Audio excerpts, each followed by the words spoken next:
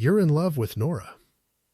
Danny said it the way he'd say the tide was coming in, flat, certain, a fact laid down on the warm boards of the dock between them.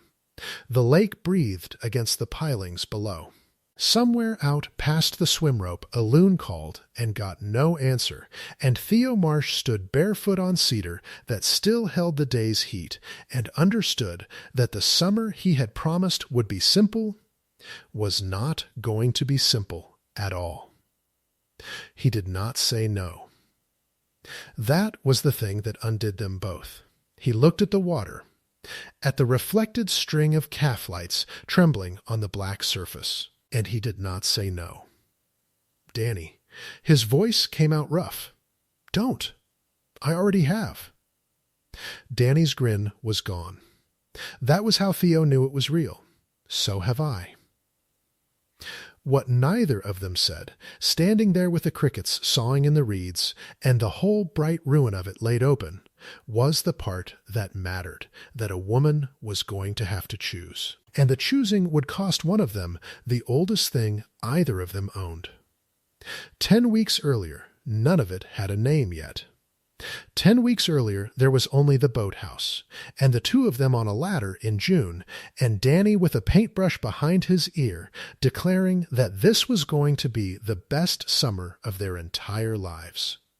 "Hand me the good brush," Danny said. "Not that one. The one that doesn't shed like a golden retriever. They're the same brush. They are not the same brush. This one's got integrity." Danny leaned back off the ladder to admire the half-painted sign, one hand shading his eyes against a sun that had climbed white and hard over Cedar Lake. The boathouse, it said, in the blue they'd argued about for a week. Say it. Say I was right about the blue. The blue's fine. Fine. Danny pressed a hand to his chest like he'd taken a wound. 29 years of friendship, and the man says fine. Theo climbed down and stood back on the gravel to look. Behind the fresh sign, the old building leaned into the morning the way it had leaned his whole life, a long, low shed of silvered wood at the end of a dock. Its wide doors thrown open to the smell of cool water and gasoline and the sweet rot of lakeweed drying on the pilings. Their fathers had rented canoes out of it, their grandfathers before that. Now the paint was theirs to fight about, and the debt and the summer. "It looks good," Theo said, and meant it, and the meaning it surprised him. That was the trouble with Danny. He made you say more than you'd planned. They had grown up 4 houses apart on the shore road, close enough that Theo could have thrown a stone through Danny's kitchen window, which he had done exactly once, at 9, and paid for in weekly installments of lawn mowing that neither set of parents ever fully accounted for. Danny had been loud in the way that lonely houses are quiet, always over at the Marsh place, always at the table by supper time with his elbows where they didn't belong. Theo's mother used to set a 4th plate without asking. Somewhere in the long arithmetic of that, they had stopped being 2 boys and become something more like brothers, though neither of them would have said the word out loud. Saying it out loud was not a thing they did.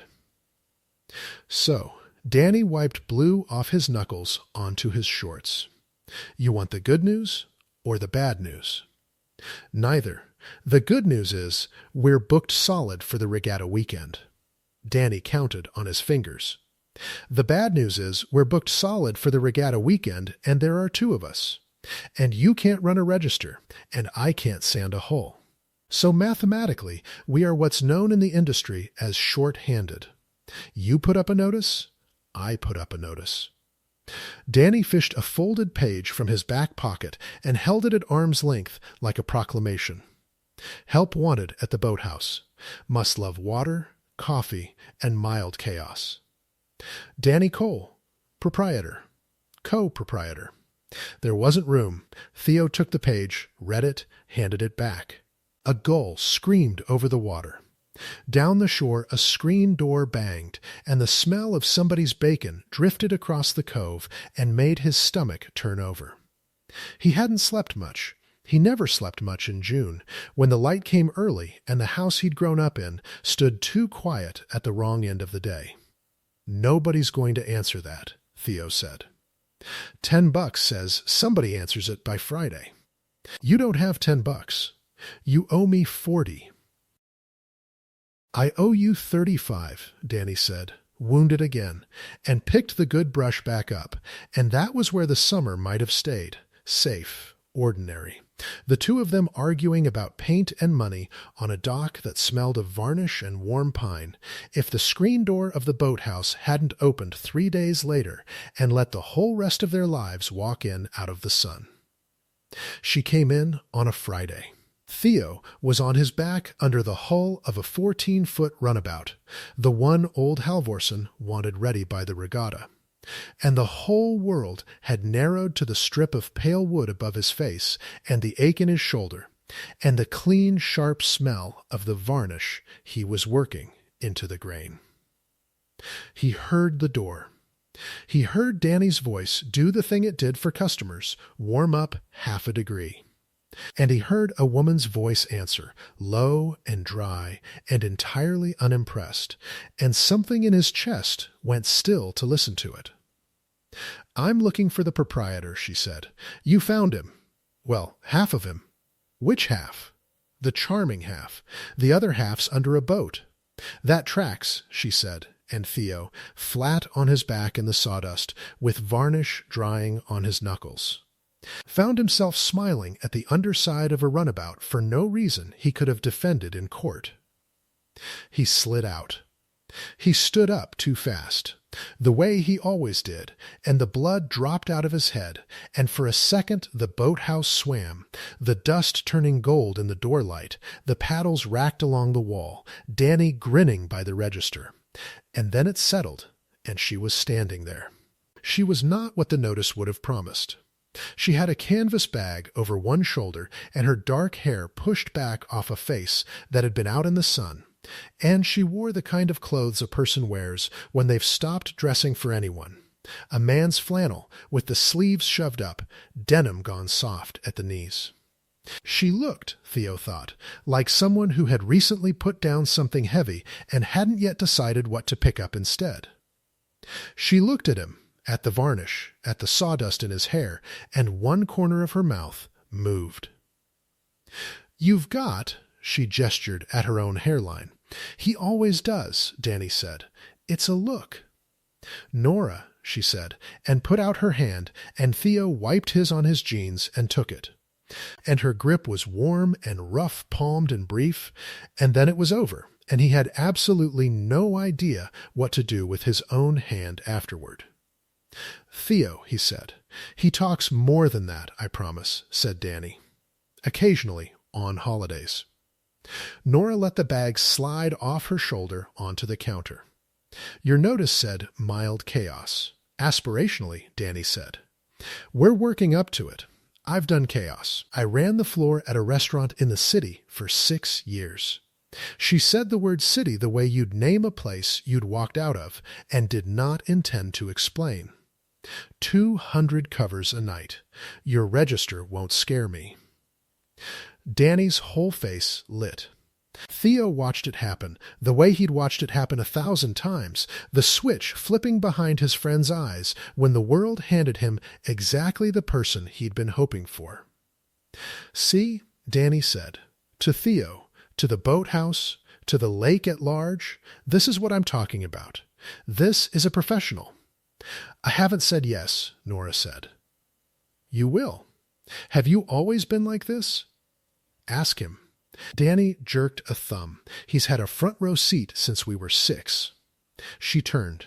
She looked at Theo, and it was a real look, the kind that expected a real answer, and Theo felt the old familiar pull to say something small and safe, and let Danny fill the rest of the room the way Danny always did.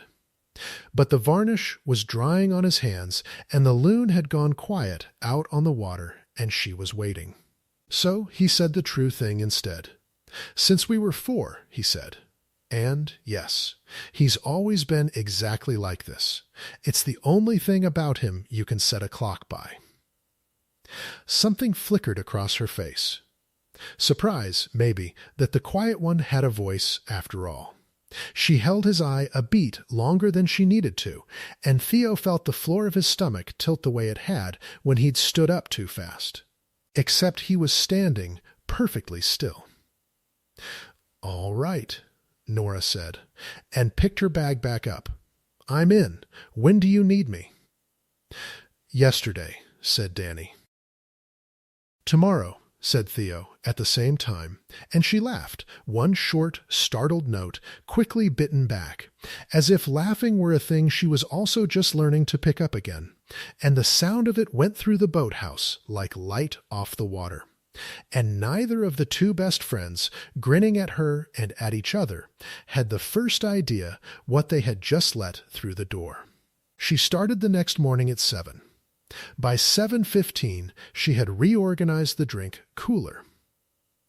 By 1:30, she had found the source of the smell behind the register, a forgotten sandwich, aging quietly in a drawer since roughly the previous administration, and disposed of it with the grim efficiency of a woman who had seen worse in a restaurant walk in. By 8, she had made coffee, that actually tasted like coffee, in the battered percolator Danny had sworn was cursed, and handed a cup to Theo without being asked. Black. No sugar, exactly the way he took it. He looked at the cup. He hadn't told her that. "You take it black," she said, already turning away. "You look like a black coffee tragedy." Danny takes his the color of a caramel apple, which explains a lot. It explains everything, Danny called from the dock, where he was untangling life vests with more commentary than the job required. It explains my entire personality. Theo drank the coffee. It was very good. The steam came up warm against his face, and the morning fog was burning off the lake in long gold ribbons. And through the open doors he could see Danny out on the dock with his head thrown back laughing at something, sun on his shoulders, absolutely in his element. And for one clear second Theo felt something he had no name for and did not want, a small cold draft. The beginning of a subtraction, though there was nothing yet to subtract. He put the cup down and went back under the boat where things made sense. The days after that fell into a shape. Theo had always liked the shape of work. He liked the parts of a summer you could hold in your hands, the grain of a hull coming up smooth under sandpaper, the exact weight of a canoe balanced on the shoulders, the small daily debts of a business that paid you back in cash and calluses instead of feelings. He was good at the parts nobody watched. Danny was good at the rest. Good at the tourists and the regulars and the retirees from the far shore who came for coffee and stayed for the company. Good at knowing every name and every grandchild and every boat. Good at making the little calf at the end of the dock feel, for the length of a cup, like the warmest place on the lake. And Nora, it turned out, was good at both. That was the thing Theo hadn't counted on. She could run Danny's floor, and she could hold Theo's silences, and she moved between the two of them all day like weather. And by the end of the first week, the boathouse ran better than it had ever run, and all three of them knew it, and nobody said so. "She's good," Danny said one evening, low, when she'd gone down the dock to lock the rental shed. The lake had gone the color of a struck match. Moths were finding the calf lights. "She's really good, Theo, I know." "Where'd she come from?" "The city," she said. She didn't say why. "No," Theo said. She didn't. They watched her at the far end of the dock, a small dark shape against the last of the light, testing each padlock the way she tested everything, twice, like a person who had learned the hard way that things you don't check will let you down. Down at the diner, Marnie Voss would later say she'd known trouble was coming the first day that girl walked into town. Because a woman who fixes other people's businesses that fast is a woman running from her own, but Marnie said that about everyone, and was right just often enough to be unbearable about it. "I'm going to find out," Danny said. "Leave her alone." "I'm not going to leave her alone. I'm going to be her friend." "There's a difference. You wouldn't know it? You don't have any." Danny bumped his shoulder into Theo's, the old gesture, the one from the dock in the schoolyard, and every hard year since. "Relax. It's summer. We've got a business, we've got help, we've got the whole lake." He spread his arms at it, the water, the lights, the dark pines climbing the far shore. This, Danny announced, with the total confidence of a man who had never once seen the wave that was going to take him, is going to be fun. Out at the end of the dock, Nora finished the last padlock, tugged it twice, and turned to walk back toward them through the moths and the warm dark, and both men, without knowing they were doing it, without knowing the other was doing it, went quiet at exactly the same moment to watch her come. Neither of them said anything about it, which was how it began. The next morning came in hot and windless, the lake laid out flat as a coin under a white July sky. And by 9 the boathouse smelled of coffee and 2-stroke oil and the sun-warmed cedar that had held that same smell since before either of them was born. The regatta was 3 weeks out. Old Halverson's runabout still sat on the sawhorses with its hull half sanded. And Danny had a list taped to the register in his slanting all-capitals hand, rentals, life vests, the thing with the coffee machine, and Nora had already crossed off 2 items on it before Theo had finished his first cup. "You're doing my list," Danny said, delighted, betrayed. "That's my list." It was a bad list. Nora didn't look up. She was crouched behind the drink cooler with a wrench, doing something to the compressor that Theo had been meaning to do for a month and hadn't. You had the thing with the coffee machine written down, like the machine knows what its problem is. The machine knows exactly what its problem is. The machine is a coward. The machine has a kinked line. She backed out from behind the cooler, wiped her palm down her thigh, and the flannel sleeve slid to her elbow before she shoved it up again. Everything in here is one small broken thing away from working. Nobody ever fixes the small thing. "That's very profound," Danny said. "Is that from the city?" She went still for half a second, just half, the wrench pausing in her hand, and Theo, who spent his days reading the grain of things, saw it. Then it was gone, and she set the wrench down on the counter with a flat little click. "It's from a compressor," she said. "Drink your caramel apple." Danny laughed, that big open bark of his that carried out the doors and across the water, and went to charm a family of 4 off the 10 o'clock rental. Theo stayed under the runabout. But he'd seen the half-second, and he turned it over in the dark under the hull the way he'd turn a piece of wood to find the flaw.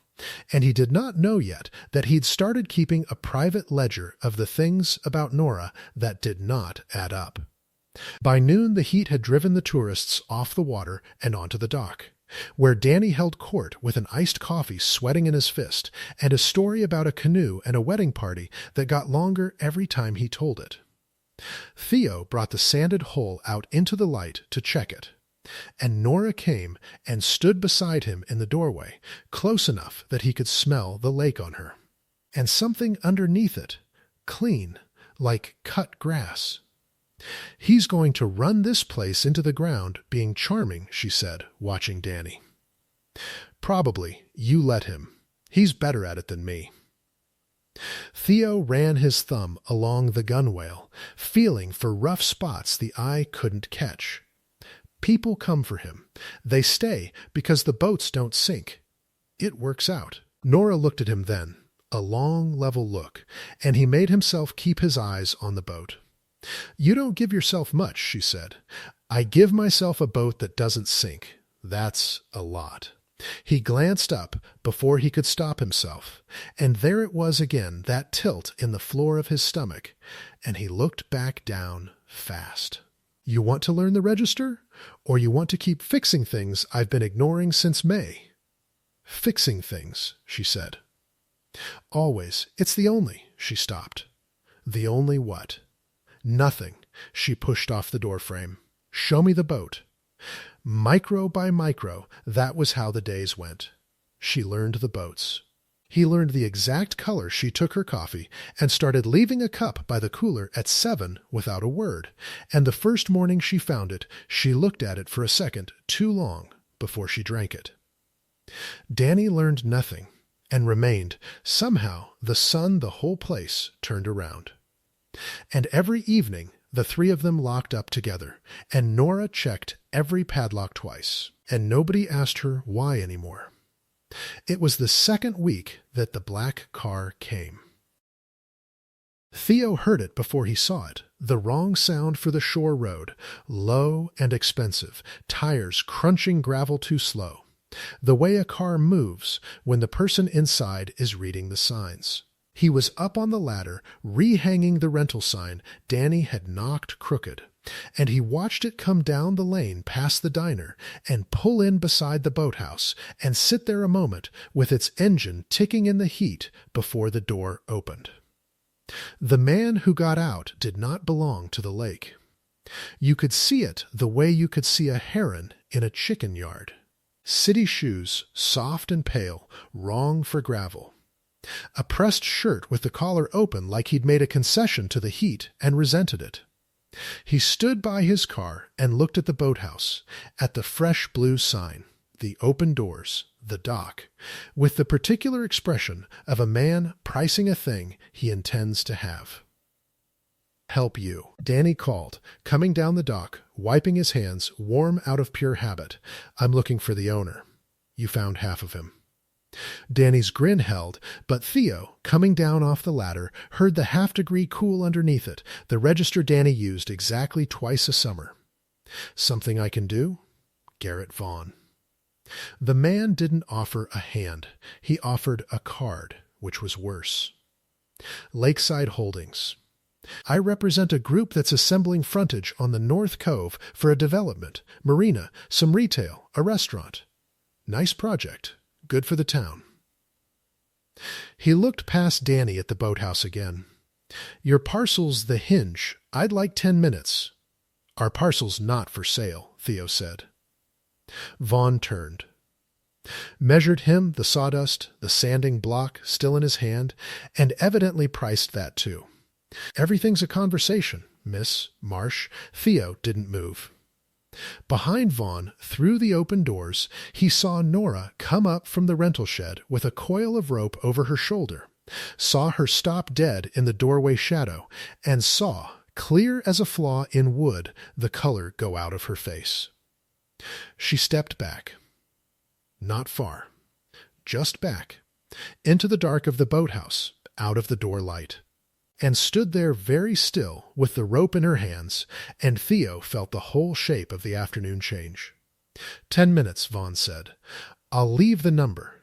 Regatta weekend, I'll be at the inn. Half the shore's coming to me anyway." He smiled, and it was a good smile, an expensive one, and it never reached anything. Nice sign.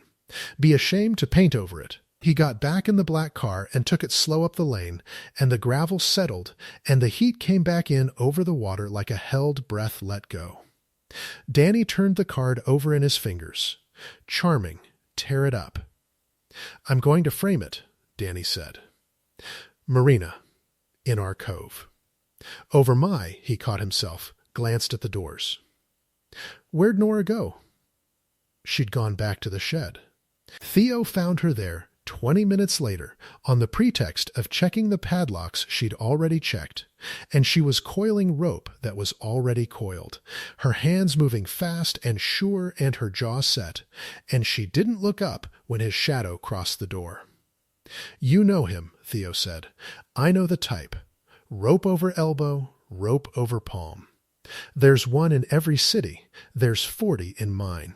You went white as the sign. It's hot. I stood up too fast."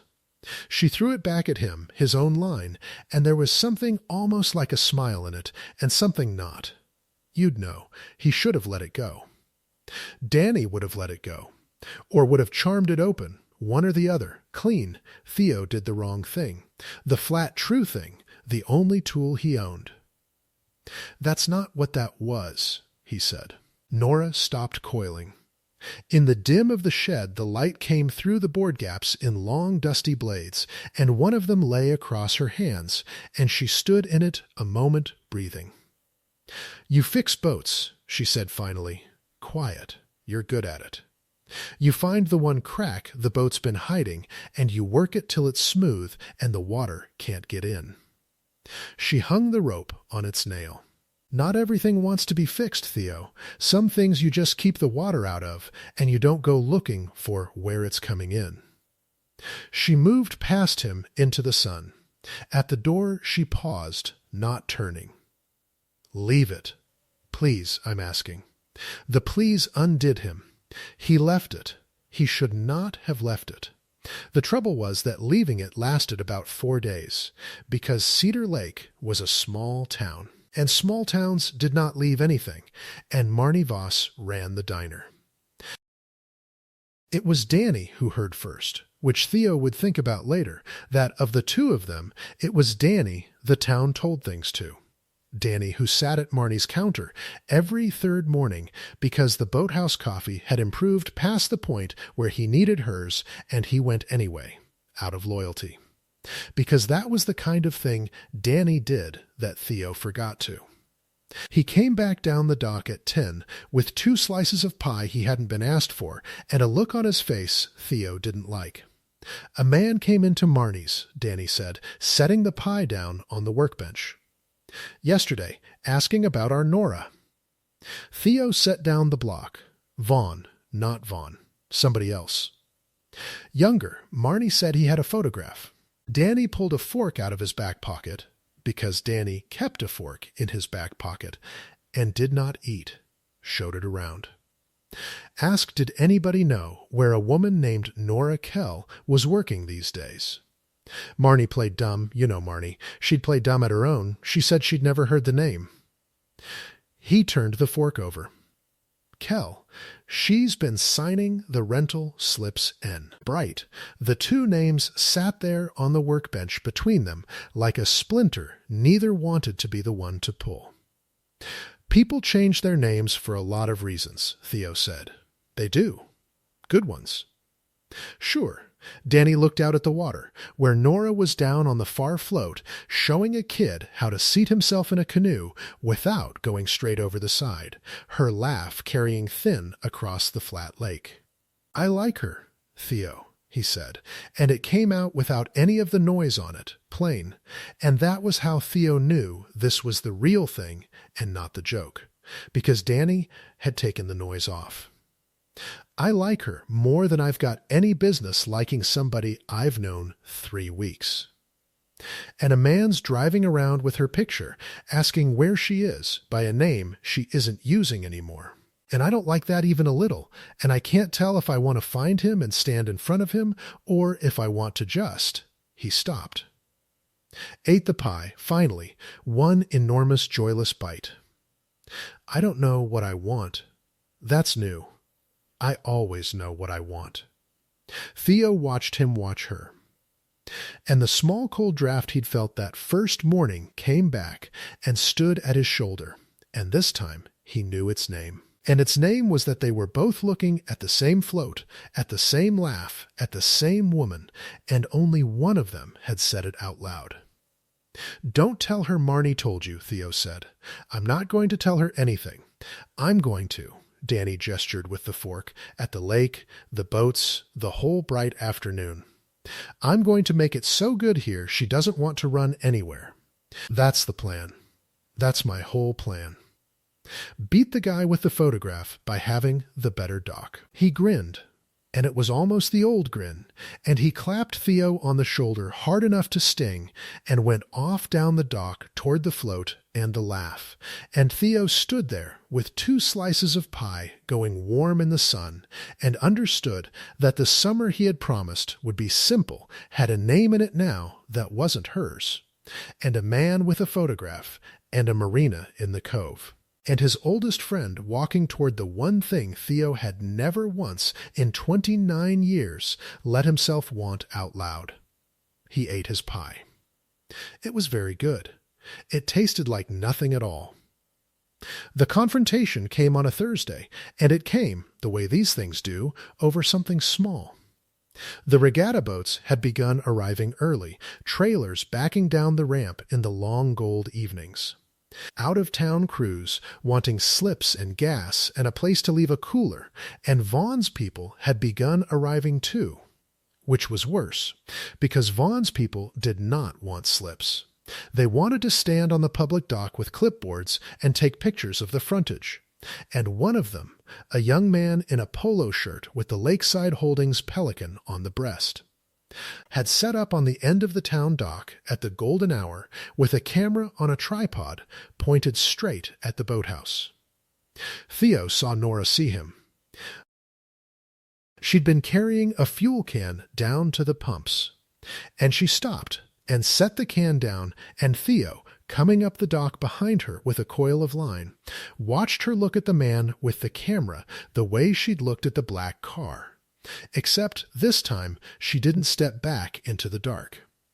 This time she set her shoulders and walked straight down the town dock toward him in the low burning light.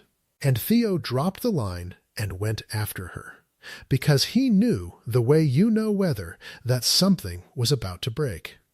"You want to take that somewhere else," Nora said, not loud, flat, and even, and it carried.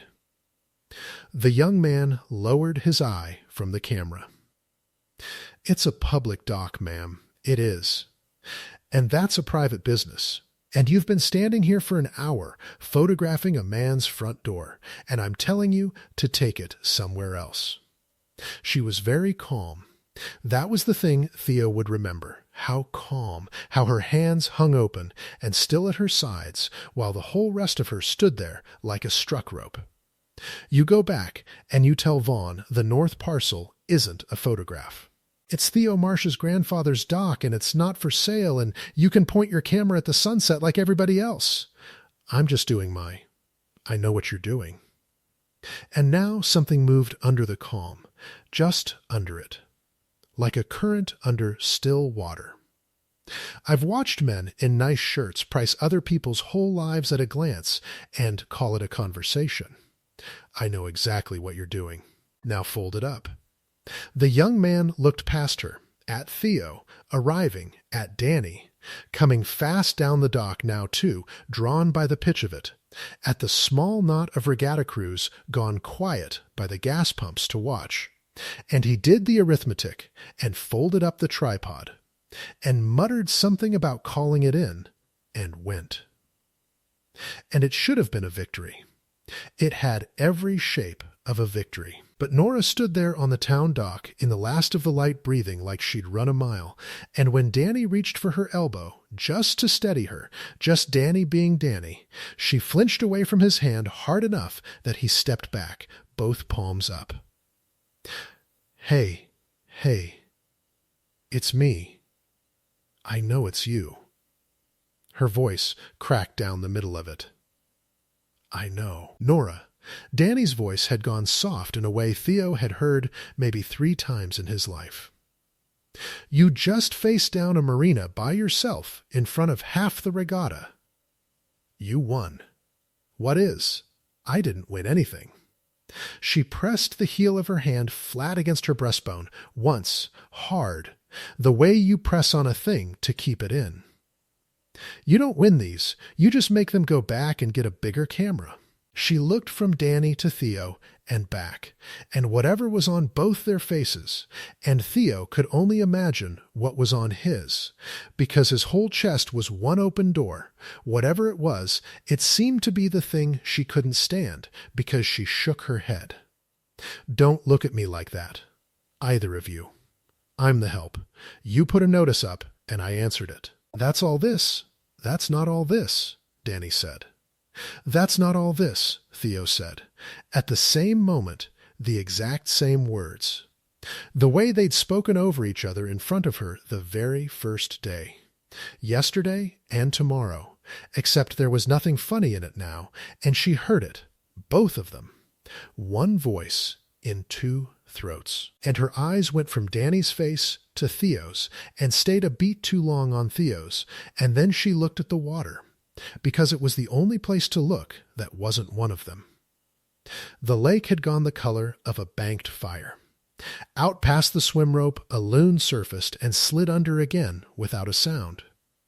And into that quiet down the town dock, unhurried, came Garrett Vaughn himself, pale shoes and open collar, having watched the whole thing from the veranda of the inn where he had a drink sweating on the rail, and he was smiling the expensive smile that never reached anything.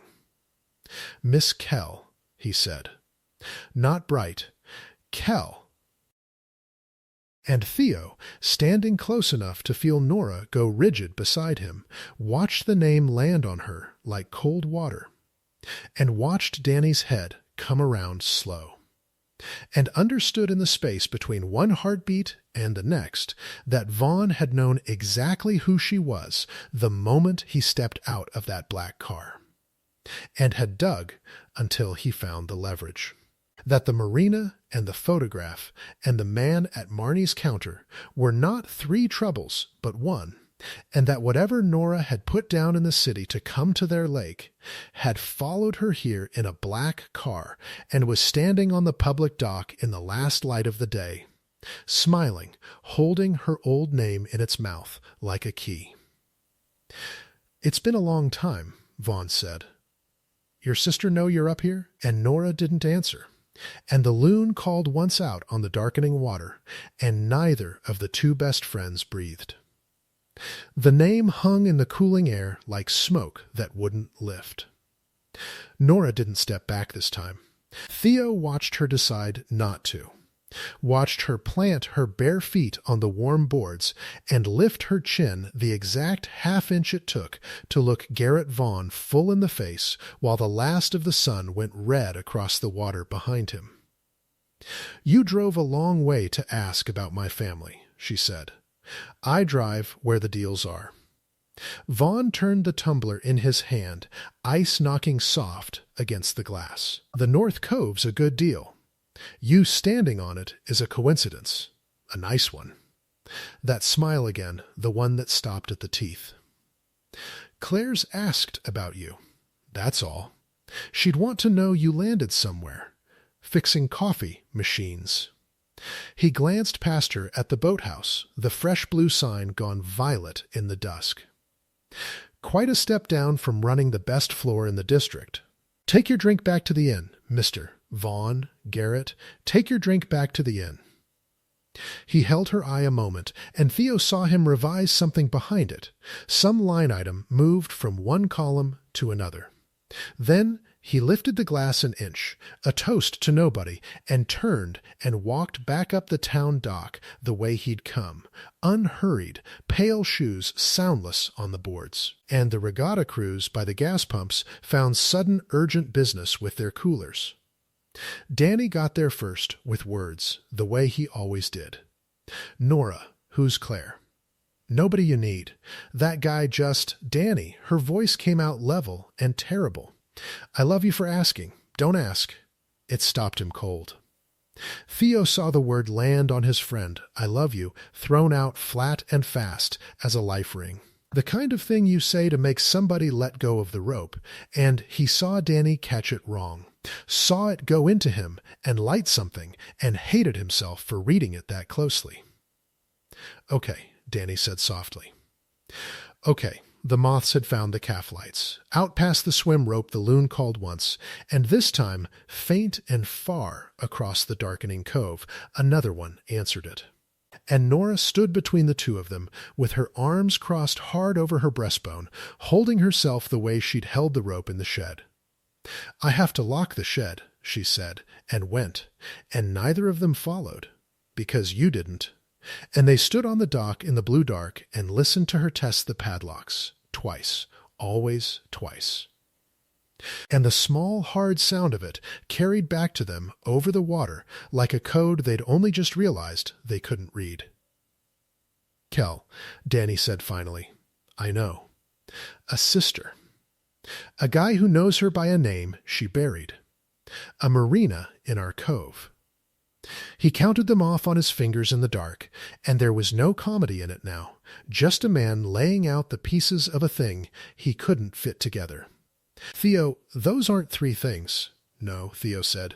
They're one thing. They stood with that.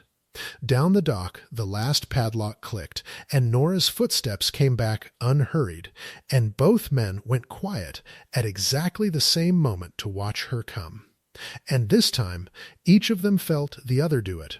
Felt it in the dark like a hand laid flat against a wall, and neither said a word. And that was the second beginning, the one that would cost them. She didn't stay for the lockup talk. She took her canvas bag off the counter, said 7 tomorrow, and walked up the lane toward the little rented room over the hardware store with her shoulders square, and the two of them watched her the whole way until the dark took her. Theo found her the next morning before Danny came, which he told himself was an accident and knew was not. She was on the end of the dock at 10 to 7, with her feet hanging over the water and a cup of the coffee he'd left by the cooler going cold in her hands, and the lake lay flat and pearl, colored under a sky that hadn't decided yet to be hot. Fog stood on the water in long, low banks. A heron worked the shallows by the swim rope, lifting each foot like it cost money. He sat down beside her. Not close. The boards were cool and damp with dew under his palms and smelled of the night's water and the tar in the seams. "You don't have to say anything," he said. "I know I don't." She sipped the cold coffee anyway. "That's why I might." The fog shifted. Somewhere up the shore a screen door banged and a dog started and stopped. "Claire's my sister," Nora said, to the water. "Older, 2 years. We had a restaurant in the city, hers on paper, mine in every way that mattered. I ran the floor, she ran the books, and it was the best thing either of us ever made. 6 years. She turned the cup. Then a group came through, buying up the block. Marina money, retail money. The kind of men who price your whole life at a glance and call it a conversation, a breath. Garrett Vaughn's kind. He bought the restaurant. He bought the building the restaurant was in. And then he raised what we paid to stand in it until standing in it wasn't possible, and then he offered to solve the problem he'd made, for a number. And Claire? She stopped. Her thumb pressed white against the rim of the cup. Claire wanted to take his number. I didn't. We were partners and we were sisters, and we picked different sides of the same table, and I said things across it a person doesn't take back, and I signed my half over to her so she could do the thing I couldn't stand to watch, and I got in my truck. The heron lifted off the water with a slow, heavy clap of wings. That was 14 months ago. I haven't called her. She hasn't called me. That's the whole story. There's no crime in it. There's just two people who loved a thing and couldn't save it and blamed each other for the drowning. Theo sat with it. The fog was burning off now in gold ribbons, the way it did, the way it had the first morning she'd handed him a cup he hadn't asked for. "And Vaughn followed you here," he said. "Vaughn didn't follow me." She finally looked at him, and her eyes were dry and steady and worse for it. "Vaughn followed the money. This cove's the same deal as my block, a good building on a hinge parcel held by people who don't want to sell. I just happened to run to the one place he was already coming." Her mouth moved, not a smile. "That's not fate, Theo. That's just how small the world is when a man like that decides to make it smaller. He knew you were here. He knows everything's a conversation." She set the cup down on the boards between them, precise, the way she set everything down. "Don't fix this one. You hear me? This isn't a kinked line. There's no small broken thing." She stood, and the dew came off the boards dark where she'd sat. "He's going to offer you something. Before the regatta. When he does, you say no and you don't listen to the shape of it, because the shape of it is the trap. She looked down at him, and for 1 second the calm cracked, and something raw and frightened stood in the gap. Promise me you'll just say no. Nora, promise me. And Theo, who did not lie, who owned exactly one tool, and it was the flat true thing, opened his mouth to promise and heard Danny's truck come crunching down the lane, and said nothing at all, and watched the frightened thing in her face close back over like water over a dropped stone. Vaughn made his offer on Tuesday, and he made it the way a good angler sets a hook, which was patiently and from downstream. He didn't come to the boathouse. He sent the young man in the Pelican polo up the dock at noon with a cream envelope, unsealed, and inside it a single sheet of good paper with a number on it that made Danny sit down on an overturned bucket. Danny held it at arm's length, the way he held everything he didn't trust. Theo, that's more than the parcel's worth. That's more than the parcel and both our houses and my truck are worth. Let me see. It clears the mortgage. It clears the note at the bank. It clears. Danny's finger ran down the page and stopped. There's a second sheet. The second sheet was not about the boathouse. It was about a restaurant in the city, and a note held by Lakeside Holdings against a woman named Claire Kell, and it said, in the bloodless language of men who never touch the thing they break, that upon completion of the North Cove acquisition, the aforementioned obligation would be considered satisfied in full. Retired, gone, a whole life undrowned. For the price of a dock that smelled of cedar and two-stroke oil, and had held that smell since before either of them was born. Danny read it twice. Theo watched him read it twice. He's not buying our parcel, Danny said slowly. He's buying Nora's sister. With our parcel. He looked up, and his face had gone through charming and out the other side into something Theo rarely saw there. Something flat and cold and adult. He wants us to be the ones who choose. He wants it to be us. Tear it up, Theo said. Theo, Danny didn't tear it up. He set both sheets down on the workbench, careful, and smoothed them with the flat of his hand, and that was worse than if he'd crumpled them. If we say no, that note doesn't go away. It just stays sitting on a woman we've never met with Nora's face. And Nora spends the rest of the summer knowing we could have sold my grandfather's dock to a man who priced her whole life at a glance and called it a conversation. Theo's voice came up rough. That's not a rescue, Danny. That's the same trap with our name on the deed. She told me. She said the shape of it is the trap. She told you. Danny went still. When did she tell you? And there it was, small, ordinary, a splinter in the middle of a workbench, and Theo felt the whole shape of the friendship turn on it. He didn't answer fast enough. That was the mistake. In the space where the answer should have been, Danny read the whole morning on the dock, the fog, the cold cup, the two of them alone with their feet over the water at 10 to 7, and Theo watched him read it, and watched his friend's jaw set. Yesterday morning, Theo said. She was on the dock early. I sat with her. You sat with her. Danny laughed. One short note with no floor under it. That's good. That's fine. That's the quiet one, front row seat since we were 4. He picked the sheets back up. You know what I did yesterday morning? I brought pie. 3 weeks I've been bringing pie and telling stories and making it so good here she doesn't want to run. And you sat down on a dock and shut your mouth, and she just told you. He said it wondering, almost, like a man discovering the rules of a game he thought he'd been winning. She told you the thing she wouldn't tell me. She made me promise not to fix it. And did you? Theo looked at him. The boathouse ticked in the heat. Out on the water, a regatta crew called ready about, and a sail cracked over. "No," Theo said. "I didn't promise. I couldn't." Danny stared at him a long moment, and whatever he saw, it took the last of the comedy out of him, folded it up, and put it somewhere Theo couldn't reach. "Yeah," he said quietly.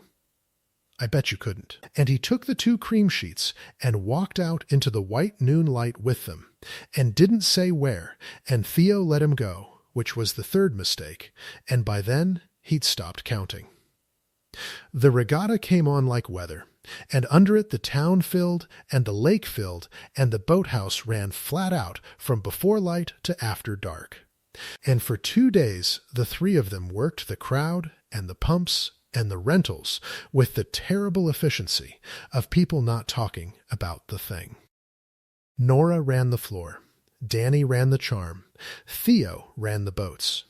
And in the seams of it, in the half-seconds, Theo caught the changes, Danny bringing her coffee now himself at 7 before Theo could, setting it by the cooler with a flourish and a line that made her almost laugh. Nora catching Theo's eye across the crowded calf, and then not the cream envelope which had not been torn up. Sitting somewhere Theo couldn't see, and could feel like a draft under a door. He found out where it had gone on the Thursday of the regatta, at dusk, and he found out the worst possible way. He'd walked up to the inn to settle the slip fees for the out-of-town cruise, and the veranda was strung with lights and loud with sunburned sailors. And he came around the corner of it into the soft blue evening and stopped, because at the far end of the rail, half in shadow, stood Nora, and across the small table from her, with a drink sweating between them, sat Garrett Vaughn. She was leaning in. That was what Theo saw first, and it went into him like cold water, Nora leaning across a table toward Vaughn, her voice low and fast, her hands flat on the wood, and Vaughn nodding slow with the expensive patience of a man watching a thing come to him. The cream envelope lay open on the table between them. Theo did not hear the words. He didn't need the words. He stood at the corner of the veranda in the string-light glow with the smell of citronella and spilled beer and the lake coming up cool underneath it. And he watched the woman who'd made him promise nothing lean across a table toward the man who'd priced her whole life, with their parcel's price laid open between them, and every flat true thing he owned lined up and pointed one direction. Theo, Danny's voice, behind him. He turned. Danny stood at the veranda steps with the slip ledger under his arm, come up on the same errand. And he wasn't looking at Theo. He was looking past him, at the table, at Nora leaning in, at Vaughn nodding, at the open envelope, and Theo watched his friend's whole face come apart and reassemble around one wrong conclusion. Is that Danny? Don't. Is she selling us? It wasn't a question. It came out of Danny in a whisper, with all the noise stripped off, the realest voice he had. She's negotiating our dock. Look at her. You don't know that. I know what a table looks like when a deal's happening at it. I've watched you do it twice a summer. Danny's hands had gone white on the ledger. 3 weeks. I made it so good here. And she took the one thing that was ours, and she carried it up a hill to that man and laid it out on a table like a... He stopped. His voice had climbed. Down the rail, Nora's head came up. She saw them. Both of them.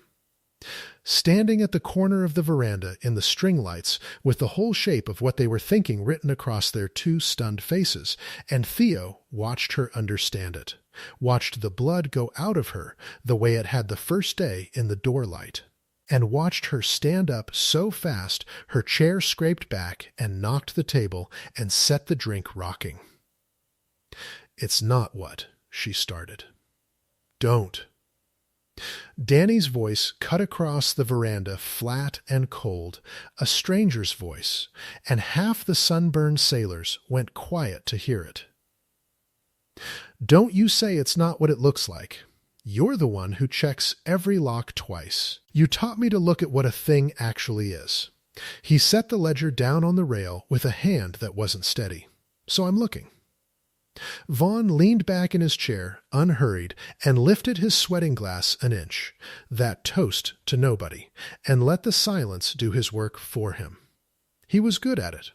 He was the best Theo had ever seen at getting other people to break the thing he wanted broken while his own hands stayed clean. Now, gentlemen, Vaughn said mildly, she came to me. And that was the blow that landed, because it was true. And Theo saw on Nora's face that it was true, that she had come up the hill on her own feet to this table, and whatever her reason. The reason drowned under the fact, and the two best friends stood in the string lights and looked at her, and she had no fast answer, and the not having one was the loudest thing on the whole loud veranda. Nora, Theo said. Just her name. His one flat true tool laid down soft. Tell us why. And she opened her mouth and closed it, and Theo saw her weigh it, saw the calculation move behind her eyes the way it had over the wrench. The compressor, the city, saw her decide, for reasons he wouldn't understand until later, that the truth cost more than the loss. Because he offered me something, she said, and her voice was steady and awful and gave them nothing. And I wanted to hear the number before I said no. Before you said no. Danny laughed that floorless laugh. You've said no to everything since June. Every lock. Every question. You said no to me every single day and made it look like a joke. And you carried our doc up here to hear a number first. He shook his head, and the worst of it was that he wasn't cruel. He was just done. The light gone all the way out of him. You should have stayed under the boat, Theo, both of us. We should have never put up the notice. He walked down the veranda steps and into the dark toward the water, and the sailors went back to their drinks, and Vaughn's glass caught the string lights, and Nora stood at the rail with her hands flat on the wood where they'd been flat all along, and looked at Theo with a face he'd never seen her wear. Go after him, she said. Nora, you've got 29 years. Her voice cracked down the middle. Don't lose them on a night at a rail with me. Go. And Theo went because she'd asked, the way he'd left it in the shed because she'd asked, and he was already learning that the things she asked him to do were the things that hurt them both the most, and he hadn't yet learned how to tell the difference in time. He caught Danny at the foot of the town dock, where the string lights gave out and the real dark began, and the lake breathed against the pilings, and the calf lights of the boathouse trembled on the black water down the shore. Danny, don't. Danny didn't turn. He stood at the edge of the boards, looking out at the water, the ledger gone, his hands empty at his sides. I don't want the flat true thing right now. I know it's all you've got. I don't want it. She didn't sell us. You don't know that. I know her. That's the whole. Danny's voice broke and came back rough. That's the whole thing, isn't it? That's the thing under everything. You know her. He turned, finally, and in the dark Theo could just see his face, and it was open all the way, no charm left to close it. When did it happen?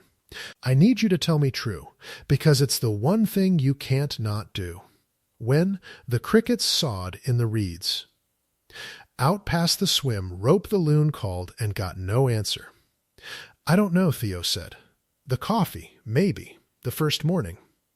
She handed me a cup I didn't ask for, and knew how I took it, and I felt something come loose, and I put it back and went under the boat. He made himself say the rest. I've been putting it back all summer. I'm not good at it. You always knew what you wanted. I never let myself want anything out loud in my life, and then she laughed that once, that first day, that short bit back laugh, and he stopped. I'm sorry. I didn't do anything. I sat on a dock and shut my mouth, like you said. But I'm not going to stand here and tell you I don't. Danny looked at him a long time in the dark. The water knocked at the pilings. Down the shore the boathouse lights burned on the black surface, blue where they'd argued about the blue. "You're in love with Nora," Danny said. He said it the way he'd say the tide was coming in, flat, certain, a fact laid down on the warm boards between them. And Theo stood barefoot on cedar that still held the day's heat, and understood that the summer he'd promised would be simple had come to the exact place he'd been steering it away from since June, and he did not say no. That was the thing that undid them both. He looked at the water, at the reflected string of calf lights trembling on the black surface, and he did not say no. "Danny," his voice came out rough. "Don't. I already have." Danny's grin was gone. That was how Theo knew it was real. "So have I." And there it was, laid open at last on the dock in the dark with the crickets going, and the whole bright ruin of the summer between them, that they had both fallen for the same woman, that a man in pale shoes had a note with her sister's name on it and a price on their grandfather's dock, that in the morning a whole regatta would fill the cove, and one of them would have to choose what to say to. Her and the other would have to stand there and hear it, and that the oldest thing either of them owned had just cracked clean down a seam neither of them knew how to sand smooth. "What do we do?" Theo said. It was not a thing he asked. He was the one who knew what to do with his hands. He didn't know what to do with this. "I don't know."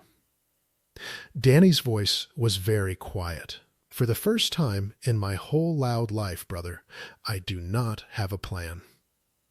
He looked down the dark shore at the boathouse lights. She came to that table on her own feet. You saw it same as me.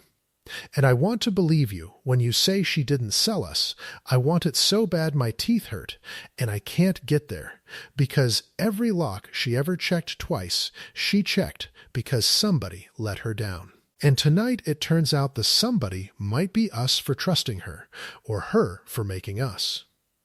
Up the lane, past the dark diner, an engine turned over, low, expensive, wrong for the shore road, and both men went still and listened to Garrett Vaughn's black car pull out of the inn and take the road slow.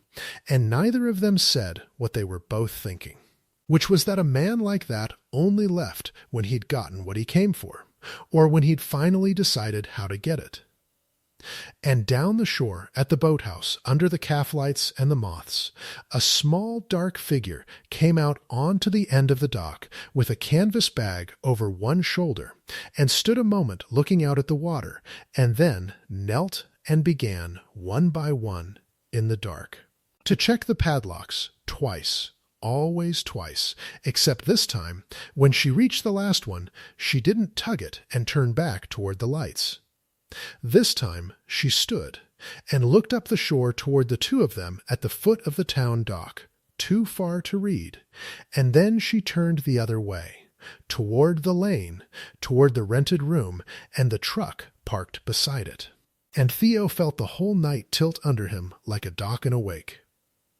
"Danny," he said. "Her truck." And both best friends, the cracks still open and bleeding between them, started to run. They caught her with one hand on the truck door. She'd already thrown the canvas bag across the bench seat. The dome light was on inside the cab, a small yellow box in the dark beside the hardware store. And moths were finding it, and Nora stood in the open door with the key already in her fingers and did not get in. "Don't," Danny said. He'd gotten there a half step ahead of Theo, breathing hard, the loud gone out of him, and something younger under it. "Don't do the thing where you check the lock twice and drive off before anybody can let you down. I know that move. I've been watching you do it all summer." Danny, her voice was very tired. "Go home. You go home. This is your home. You made the coffee machine work. That's basically a deed. He put his hand flat on the top of the door, not to hold it, just to be there. You don't get to fix everybody's small broken thing all June and then run before anybody fixes yours. The lake breathed somewhere down past the dark diner. Up the shore, the boathouse lights burned on the water, blue where they'd argued about the blue, and a screen door banged and settled, and Theo stood a pace back in the dark and made himself wait. "I didn't sell you," Nora said. She said it to the truck, to the dome light, not to either of them. "I need you to hear that once, because I'm only going to say it once and then I'm going to drive. And you're going to let me, because it's cleaner for everyone if I'm not the thing you two break your 29 years over." "Then tell us what the table was," Theo said. She turned. In the moth light her face was wet, though her voice hadn't been. And that was the thing that stopped Theo's heart in his chest, that she'd been standing there, weeping, without a single crack in the flat, even words. "The table was me reading his own paper back to him," she said. "That second sheet, the one about Claire's note." Her jaw worked. "He wrote it down, Danny. A man like that never writes it down. He put in ink that he'd forgive my sister's obligation if you sold him the cove. He tied a personal debt to a piece of frontage that has nothing to do with it in writing on his own letterhead, and handed it to two men he'd never met and told them to choose." She laughed, one short awful note, bitten off. "That's not an offer. That's a rope with his own knots in it. So I took it up the hill, and I laid it on his table, and I told him what it looks like to the bank he borrows from, and the investors he flatters, and every crew on this lake he's been buying drinks for all week. I told him to withdraw the whole thing, the cove, the note, all of it, or I'd hand that paper to the people whose money he's spending." Theo felt the whole night rehang itself around her words. The leaning in, the flat hands on the wood. Vaughn nodding slow, not because he was winning, but because a man that careful was doing arithmetic in a column he'd never expected to open. "You went up there to fight him," Theo said, "for us. I went up there to fight him for Claire, and you two were standing on the same rope, so—" She wiped her face with the back of her wrist, rough, impatient with it. "It's the same fight. It's always the same fight. That's the whole thing I've been trying to tell you since the black car came. There's no small, broken part in a man like Garrett Vaughn. There's just how far you'll go before you're standing in the same water he is." "Then why run?" Danny said. And there it was, the real question, the one under all of it, and Nora looked from Danny to Theo and back, and her hands came up and pressed flat against her own breastbone, the way they did. The way you press on a thing to keep it in. "Because I saw your faces on that veranda," she said, "both of you. I taught Danny to look at what a thing actually is, and then I gave him a thing that looked exactly like me selling you out. And he looked at it and believed it, and I don't." Her voice finally cracked all the way down. "I can't be the crack in you two. I've watched what I cost people I love. I did it to Claire over a building. I'm not doing it to the only two men on this lake who leave a woman coffee she didn't ask for and don't ask her why she flinched. Get away from the truck." "No," Theo said. It came out quiet, and it came out flat, and it came out final, his one tool laid down on the gravel between them, and Nora went still. Because he never used the flat true thing to say the thing that hurt her. He used it to say the thing that was, "You're not driving," he said. "Not because we won't let you, because you're wrong about what you cost." He took one step, and the gravel shifted under his bare foot, still warm from the day. "You didn't crack us. He did.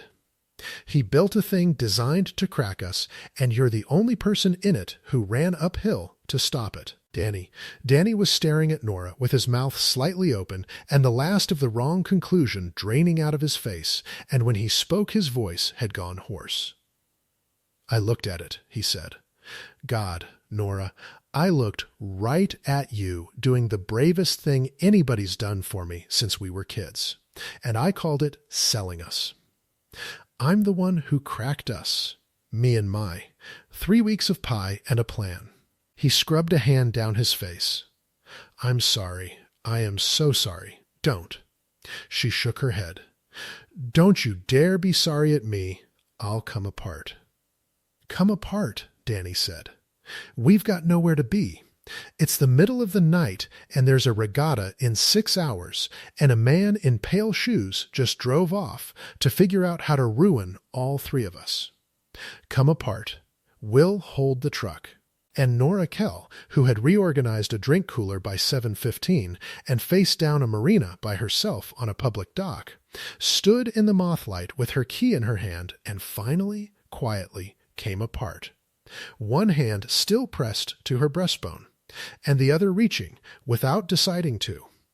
And it was Theo's shoulder, it found. And Danny stepped in on the other side, so she was held between the 2 of them in the dark by the hardware store, and none of them said anything for a while, because there was nothing to say that the standing there didn't say better.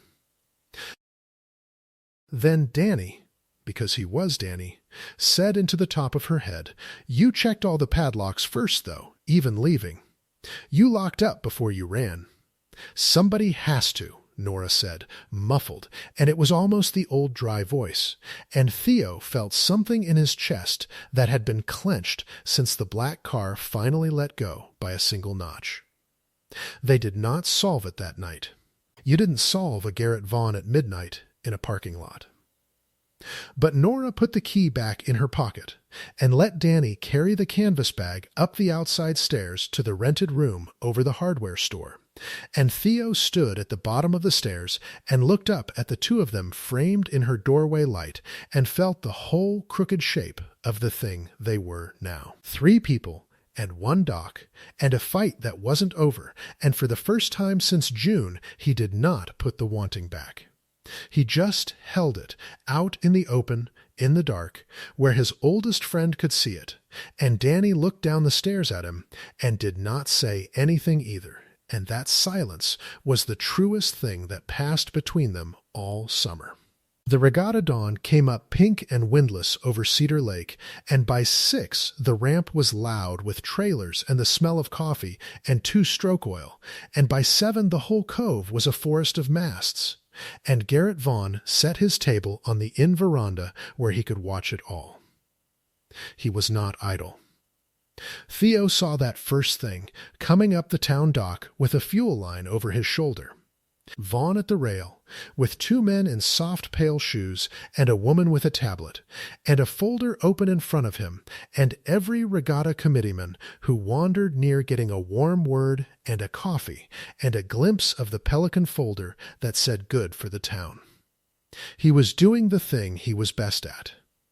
He was getting other people to want the thing he wanted before they understood what it cost.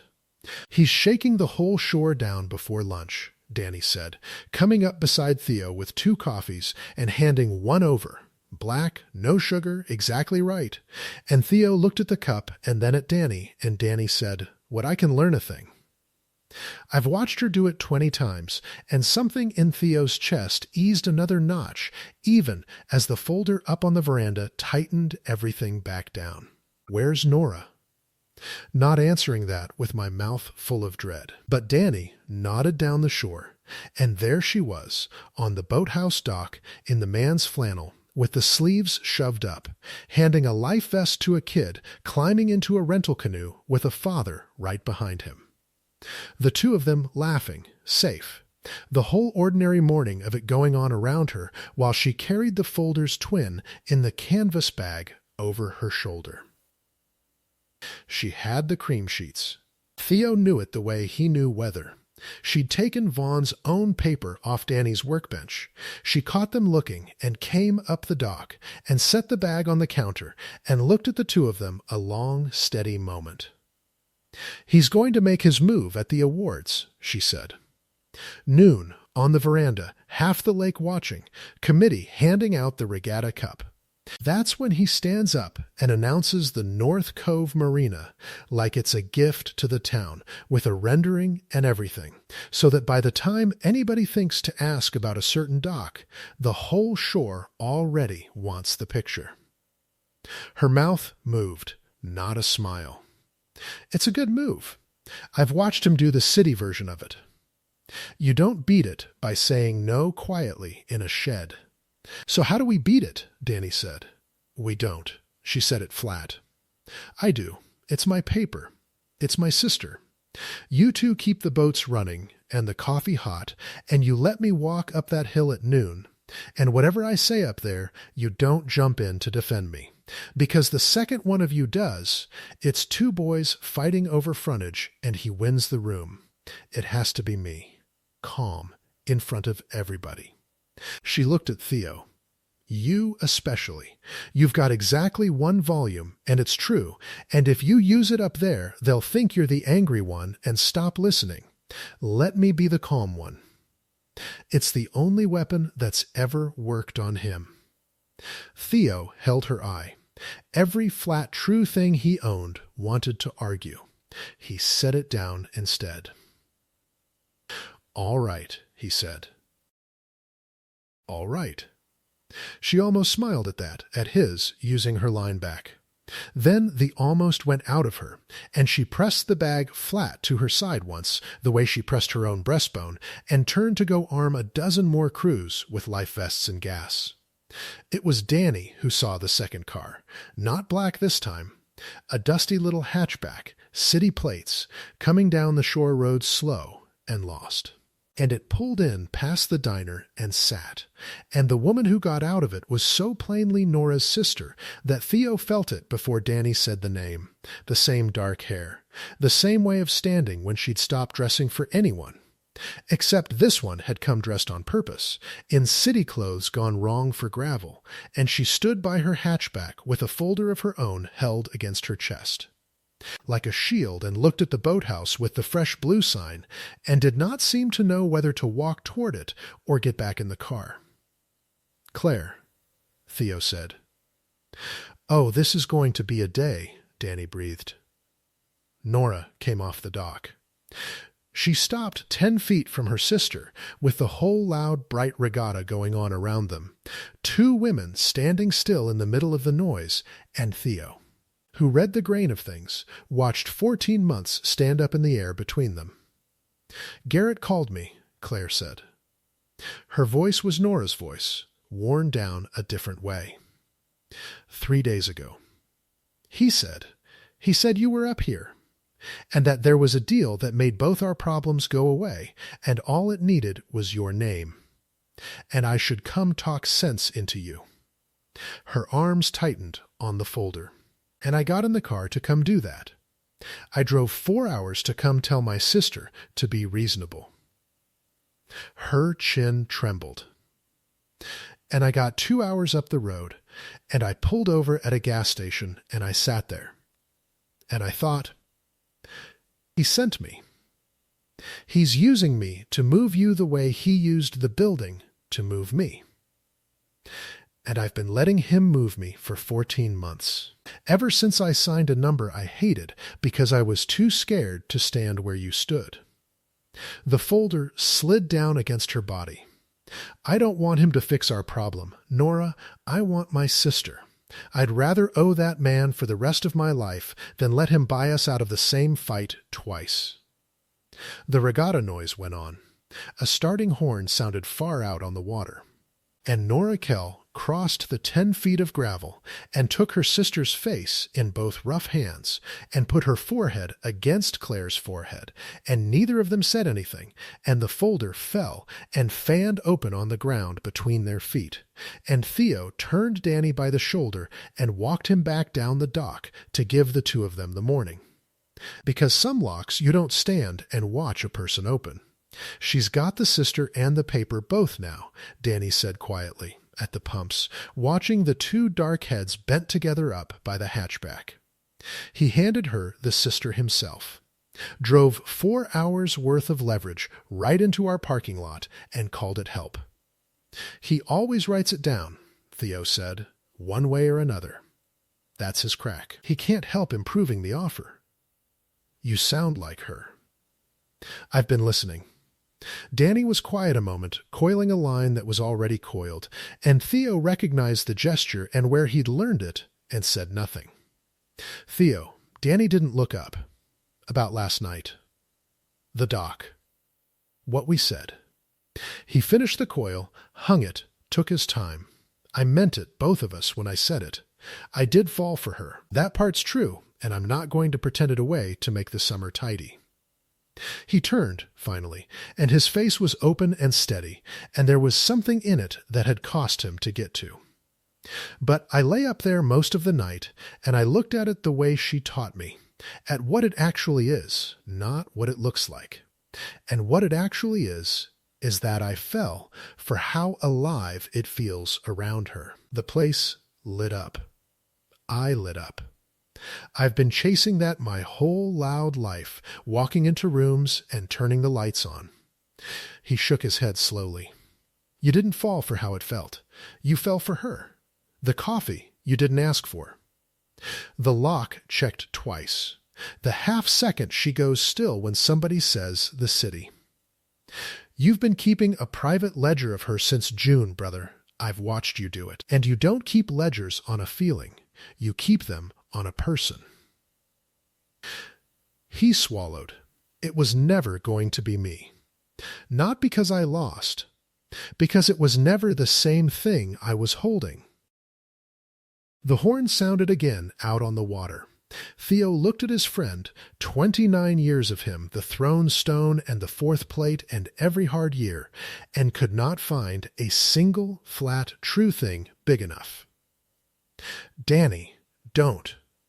Danny put up a hand and grinned, and the grin was real, cracked at one corner, but real. Don't you dare do the true thing at me right now. I'll come apart. And one of us coming apart per summer is the limit. There's a regatta. There's a man in pale shoes. And there's a woman up that hill about to do the bravest thing on this lake in front of God and the committee. And she asked us to keep the coffee hot. He clapped Theo on the shoulder, hard enough to sting, the old gesture, the one from the schoolyard and the dock and everything since. So let's keep the coffee hot. And then, when it's over, you go up that hill after her, not me. You, and if you put it back one more time, if you shut your mouth and go under a boat, I swear on my $35 I will tell her myself, and I'll make it a whole speech, and you'll hate every word. You owe me 40. I owe you 35, Danny said, wounded, delighted. And for 1 second, it was June again, the two of them on a ladder arguing about a brush, before any of it had a name. And then noon came climbing white and hard over Cedar Lake, and the committee's bell rang up on the inn veranda, and the whole shore began to move up the hill toward the awards, and Garrett Vaughn stood up at his table with a folder in his hand and a rendering on an easel and that. Expensive smile that never reached anything, and it was time. The veranda was packed. Sunburned crews with their cups, committee men in blazers gone tight over regatta lunches, Marnie Voss down from the diner with her arms folded and her verdict already loaded, the whole bright shore of them crowded under the string lights, with the lake laid out flat and glittering below. Vaughn had the easel turned, so the rendering caught the noon sun, a marina, slips like a comb. A glass restaurant where the boathouse stood, the North Cove scrubbed clean of everything that smelled of cedar and gasoline and 3 generations of rented canoes. Friends, Vaughn said, and he had the room in 4 words, because that was his gift. Some of you have heard rumors. Let me give you the truth of it, because you deserve the truth. Theo stood at the back with Danny on one side and Claire on the other, and watched Nora come up the veranda steps into the sun, with the canvas bag over her shoulder, calm, unhurried, and Vaughn saw her come, and his smile widened by a careful degree. because he thought he knew this move. Thought she'd come to say no quietly and be the angry small thing in the corner of his good picture. Lakeside Holdings wants to build something the shore can be proud of, Vaughn went on, warm, expansive, gesturing at the rendering. Jobs, frontage, a restaurant with a real chef. And yes, it needs the North Cove parcel. The old boathouse. He let a note of gentle regret in. Nobody wants to lose a landmark. But some landmarks are just a hard year away from being a hazard, and I'd rather buy a man out fairly than watch him go under trying to hold a dock the lake's already taking back. That's not a threat, friends. That's kindness. That's the part you should have left off the paper, Nora said. She didn't raise her voice. She never did. It carried anyway, flat and even, out over the whole crowded veranda, and the committee men turned, and Vaughn's smile held its shape and lost its blood. "Miss Kell," he said pleasantly, "I don't believe you're on the program." "I ran the best floor in your district for 6 years, Garrett. I'm always on the program." She reached into the canvas bag, and Theo saw the whole crowd lean, and she brought out not a weapon, not a shout, but 2 cream sheets of good paper, and she held them up in the noon light so the committee could see them without yet reading them. "This is Mr. Vaughn's own offer, delivered 3 days ago to the 2 men who own that boathouse. Front sheet, a number for the parcel. Fair enough, if it stood alone." She turned to the second. "But it doesn't stand alone.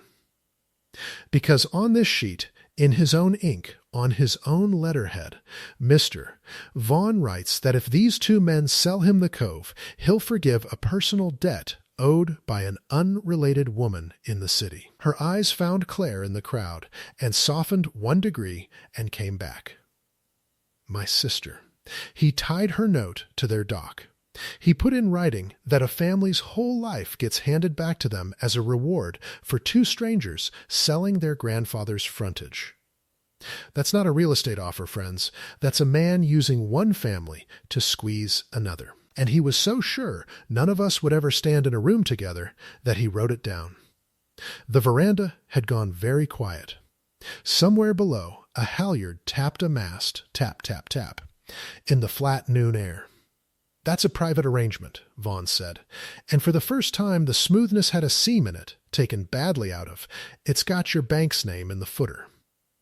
Nora didn't move. "It's got the same structure you used on my block, the one 3 of these committee men have already been offered a version of.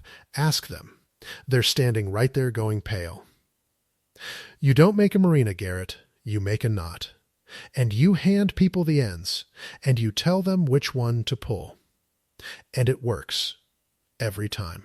Because everybody's too proud and too scared to walk up a hill and lay the knot on a table where everyone can see it." She set the 2 sheets down on the corner of his own table, precise the way she set everything down, and stepped back so no one could say she'd thrown them. So there it is, on the table, in front of the whole shore. Read it or don't. Marnie Voss got there first. Of course she did. She crossed the veranda, picked up the second sheet, held it out at arm's length the way the whole town held things it didn't trust, read it once, and looked up over the top of it at Garrett Vaughn with the particular expression of a woman who had been telling everyone trouble was coming and would now be unbearable about it for a decade. "Well," Marnie said, into the silence, "isn't that a neighborly little document?" And that was the sound of the room turning. Theo heard it happen. Not a roar, nothing so clean, just a low shift, a murmur moving committeeman to committeeman, a blazer stepping back from the easel, a crew captain setting down his cup, the rendering on its easel suddenly looking like exactly what it was, a picture of a place none of them lived. Vaughn's soft-shoed men closed toward him, and the woman with the tablet was already saying something low and urgent about the investors. And Garrett Vaughn stood at his own table with his own paper laid open on it, and understood the way Theo had watched Nora understand things all summer, that the deal had already gone. He didn't shout. Men like that don't. He picked up the cream sheets, folded them once, as if folding them could put them back, and looked at Nora across the veranda with something in his face that might, on a smaller man, have been respect. "You could have had a career doing what I do," he said quietly. "You read the room faster than anyone I ever sat across." "I read the room," Nora agreed. "I just never wanted to own it." She held his eye. "Withdraw the cove. Retire my sister's note, clean, no strings, or the next room that reads this paper is your bank's. You know I've got the rest of it. I keep everything. I check every lock twice." A pause, flat and even. "Go on back to the inn, Garrett. Half the shore was coming to you. Look around." Half the shore was not anymore. Garrett Vaughn looked around the veranda at the backs turning and the cups set down and the committee already folding his easel, and he did the only arithmetic left to him and moved the whole North Cove from one column to another with nothing on his face at all. "Miss Kell," he said, and lifted an empty hand an inch, that toast to nobody, and turned and walked down the veranda steps into the noon glare with his pale, soft-shod people behind him. And by the time the committee rang the bell again for the actual awards, his table was empty, and his rendering was face down against the rail, and nobody on the whole bright shore was looking at where he'd gone. They gave the regatta cup to a crew from the far shore. Danny cheered louder than anyone, because somebody had to, and pressed a coffee into Claire's hand the color of a caramel apple, and told her a story about a canoe and a wedding party that Theo was fairly sure got longer every time. And Claire laughed her sister's laugh, and up on the veranda the string lights came on early against the gold, and it was, at last, a party. Theo found Nora at the far end of the boathouse dock as the light went long. She'd left the crowd. She was sitting where he'd found her the morning she told him about Claire, feet over the water, the canvas bag empty beside her now. And the lake had gone the color of a struck match, and a heron worked the shallows by the swim rope, lifting each foot like it cost money. He sat down beside her. Close, this time. The cedar was warm under his palms and smelled of the day's varnish and the water underneath. "You didn't jump in," she said to the lake. "Up there. Either of you. I told you not to, and you actually didn't. You said it was the one weapon that ever worked on him." The calm one. He looked at the heron. "I figured you knew your tools. Most people can't do it. Stand still while somebody else fights the thing that's theirs to fight." She turned the empty bag over. "You sat on this dock at 10 to 7, and let me tell you about Claire, and you didn't try to fix a single part of it. I've been trying to leave since June, partly because of that, you know. I couldn't work out a man who'd rather sit in the fog and listen than solve me. It scared me worse than Vaughn. I fix boats," Theo said. "I'm good at it. But you told me once, not everything wants to be fixed. Some things you just keep the water out of." He picked at a soft seam in the boards. "I've been trying to keep the water out of this since the first cup of coffee. I put it back every morning and went under a boat. Danny told me if I put it back one more time he'd make a speech about it, and I've heard Danny's speeches, so," she went still. Half a second, then a whole one. The heron lifted off the water with a slow, heavy clap of wings, and the ripples ran out gold. "Theo Marsh," she said carefully, "are you doing the flat true thing at me? It's the only tool I own. He made himself look at her, and there it was, the tilt in the floor of his stomach he'd felt standing perfectly still that first day in the door light, and he did not look away from it this time. I'm not going to make it a speech. You'd hate a speech. I'm just going to put it on the table where you can see it, and you can read it or you cannot. He set it down between them, plain, in his one flat volume. I've wanted you since you handed me a cup I didn't ask for and knew how I took it. I stopped wanting to fix you around July and started just wanting to be where you are. Danny knows. Danny told me to come up this dock. It's clean. There's no knot in it. There's just me telling you what it actually is. The calf lights had come on behind them, and the moths were finding them. And out past the swim rope a loon surfaced and slid under without a sound. Nora Kell looked at him a long time in the last of the light, and for once Theo could not read the grain of her at all, and the not knowing was the longest thing he'd ever stood inside. I check every lock twice, she said finally, low. I sign my name 3 different ways, depending on who's asking. I ran a truck out of the only home I ever built, and I didn't call my sister for 14 months. I am not a small broken thing, Theo. There's no one part you sand smooth and the water stays out. Her voice caught. You should know exactly what you're putting on the table for. I know what I'm putting it down for, Theo said. I've been keeping a ledger since June. And that undid her. Not the words, the fact of the ledger, the private accounting of every half-second she'd gone still, laid out plain, and Nora made a sound that was half the short bit backlaugh from the very first day and half something with water in it. And she put her rough, warm hand flat against the side of his face, the way she'd put her hands on Claire's, and leaned her forehead to his forehead. And the lake breathed against the pilings below them, and neither of them said the word, because saying it out loud wasn't a thing either of them did easily, and it turned out they didn't have to. One day at a time, she said against him, which was not I love you, and was. I've got nothing but time, Theo said. It's the one thing I'm good at holding. Behind them, up the dock, a screen door banged, and Danny's voice rang out over the water, warm and loud and entirely unsurprised. If you two ARE doing what I think you're doing down there, I want it on the record that I engineered it. And also that Nora still owes ME for a canoe story that killed, a pause, a course correction anyone could hear, that absolutely slayed at the awards. Claire, they're doing it. Get the good coffee. He's going to run this place into the ground being charming, Nora said, not lifting her head. Probably, Theo said. People come for him. They stay because the boats don't sink. He felt her smile against his cheek. It works out. The summer did not end so much as change color. The North Cove stayed cedar.